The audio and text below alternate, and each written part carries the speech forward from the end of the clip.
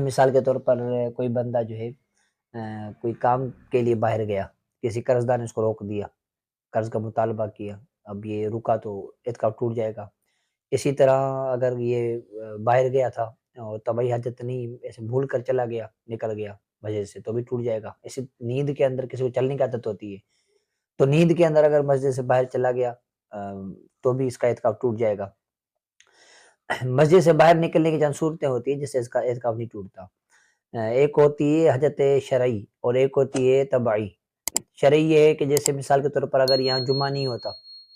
اور دوسری جگہ جمعہ کی نماز ہوتی ہے، تو جہاں جمعہ کی نماز ہوتی ہے تو وہاں جمعہ کے لیے اگر یہ جائے گا تو اعتکاف نہیں ٹوٹے گا، لیکن اس ٹائم جائے کہ یہ نماز جمعہ میں شرکت کرے، اس کے بعد جو ہے نا یہ اپنی مسجد جہاں اعتکاف ہے وہاں پر واپس آ جائے۔ ہاں یوں اگر کیا کہ جس مسجد میں اعتکاف کیا تھا جب جمعہ کا دن آیا تو یہ